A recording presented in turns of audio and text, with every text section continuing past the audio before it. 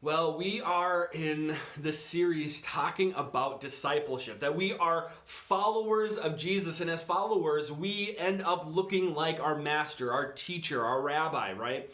And so this is something that actually began a long time ago, right here in Israel, where Jesus walked up to a bunch of people and literally said, "Follow me." And in following him, they would one day end up looking like him. But here's what happened. See, Jesus, he did some pretty profound things while he was on earth, right? He rebuked the false teaching of the religious leaders. He performed miracles such as casting out demons and healing the sick and raising the dead. And he spent, he spent his time with the most sinful people in society, the social outcasts even. But then things took a turn. Jesus had a good following, and then on Good Friday, they killed him. They hung him on a cross, and by the end, he was dead, buried in a grave. And so what did the disciples do at that time? Well, they were fearful for their lives, so they ran and hid and locked themselves in this room together, not knowing what to do. But we know the rest of the story, right? Because on Easter morning, little did they know, they should have, but little did they know that Jesus was risen from the dead. The tomb was empty. And in fact, while they were in that locked room together, afraid, Jesus appears to them and says, "Peace be with you." And he shows his hands and his side, the holes from when he was on the cross. He shows them to people. He shows them to Thomas and says, "Look, I'm the real deal. It's me.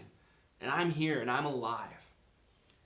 And so what happens next? Well, actually, over the course of the next 40 days after his resurrection, a lot of things happen. Jesus says and teaches a lot of things, but one thing most particularly stands out, and it is at the end of Matthew, where in chapter 28 he says these words: "All authority in heaven and on earth has been given to me.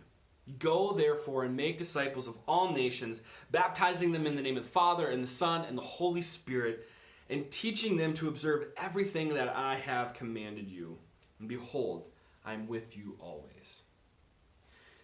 Now, the interesting thing about this passage, there's two things I want to point out. One is that this passage, this idea, we tend to think like as you are going. So if you're here, we think go to somewhere, right?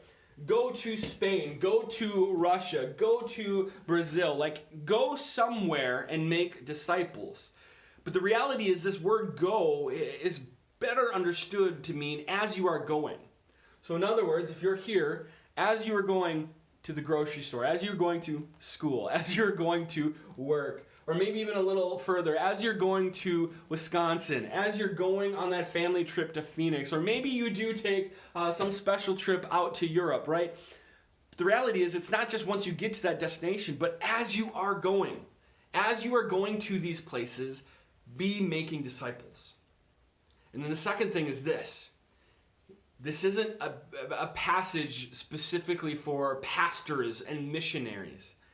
This is being spoken to Jesus' followers, to his disciples. They are being told, "You are my disciples, and so go and make disciples of others."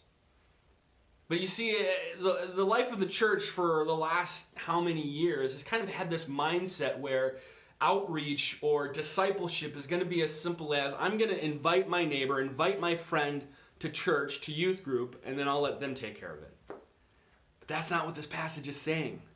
This passage is saying that if you claim to be my follower, you need to be making followers of others. To invite them to follow Jesus with their life, to share the things that you know, to pass on the hope you have in him. And so my challenge for you is this. Are you doing that? If you claim to be a follower of Jesus, are you making disciples as you go? And my hope is that you would never forget these words at the end where Jesus says, "I will be with you."